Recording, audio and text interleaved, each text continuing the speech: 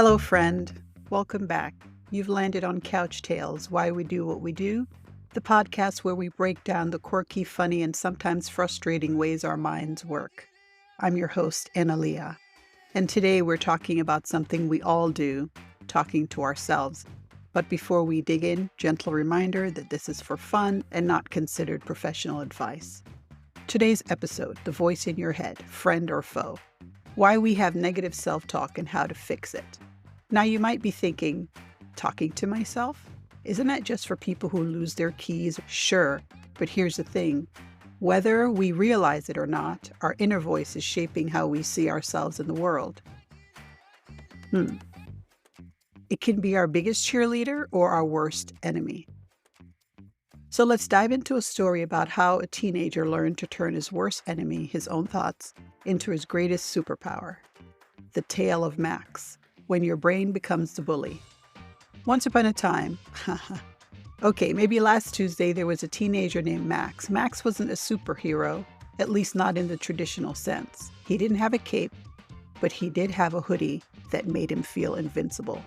Max loved music, video games, and hanging out with his friends. But there was one thing he was really good at, talking himself out of things. His brain was like a relentless commentator, constantly whispering, "You're going to embarrass yourself. You're not smart enough. You're probably going to fail." And the worst part, Max believed it. One day he had a big presentation in class. As the day got closer, his brain turned into an over-caffeinated sports announcer, predicting his downfall. By the time he stood up in class in front of his classmates, his hands were shaking, his knees were weak, and the voice in his head was screaming, "Everyone's watching you. You're going to mess this up. They'll laugh at you." And then bam, his mind went blank. A few students giggled. Max turned red. His worst fear confirmed. The second the bell rang, he bolted out of the room, mumbling to himself, "I suck. I'm never going to do this again." That night, Max vented to his older sister, Mia. After hearing him spiral, Mia leaned back, crossed her arms, and said, "What if your brain is lying to you?" Max frowned. "What do you mean?" Mia smirked.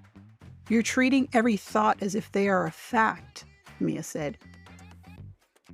"If you keep telling yourself you're going to fail, of course you're going to feel like a failure.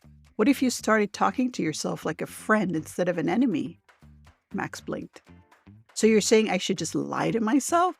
Mia laughed. "No, silly. I'm saying you should challenge those thoughts. Instead of thinking, 'I'm terrible at this,' how about trying, 'I'm learning and I'm doing the best I can and I'll do my best next time'?"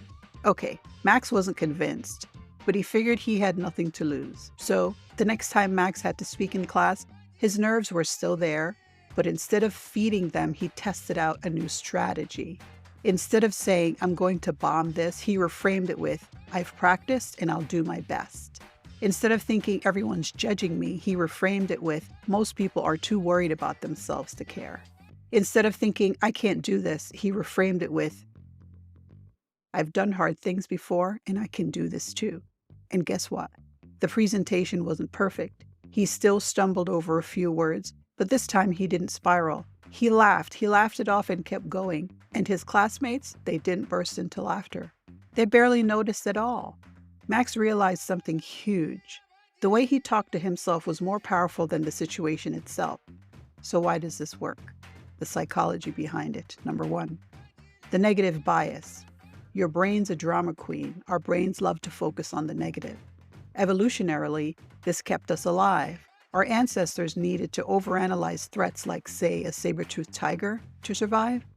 But today, that instinct just makes us overthink embarrassing moments that no one else remembers. Number two, self-fulfilling prophecies, when your thoughts become reality. If you tell yourself, "I'm going to fail," you'll feel more anxious, perform worse, and surprise, end up reinforcing your fear.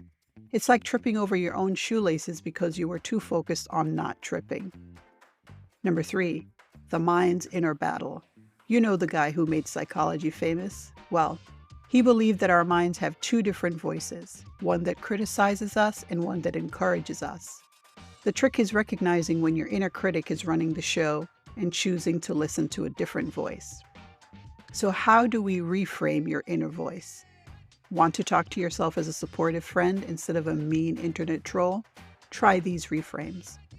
When you have the negative thought of, I'm not good enough, here's a reframe. I'm learning and growing every day. Negative thought, I always mess up. Reframe. Mistakes help me improve. Negative thought, everyone's judging me. Reframe. People are too busy worrying about themselves to focus on you. It takes practice, but the more you do it, the more your brain starts believing it. Max's story isn't just about one bad presentation. It's about how the inner voice in your head can either hold you back or help you grow. So the next time your inner voice tells you that you're not good enough, talk back, challenge it, reframe it. Because the voice in your head, it's yours, and you get to decide whether it lifts you up or tears you down. All right, that's it for today's episode of CouchTales, Why We Do What We Do. I'm your host, Analia. If you liked this episode, please take a moment to follow, subscribe, and forward it to a friend. And remember, you're doing better than your brain gives you credit for. Until next time, stay kind, stay curious, and feel free to post on your social media.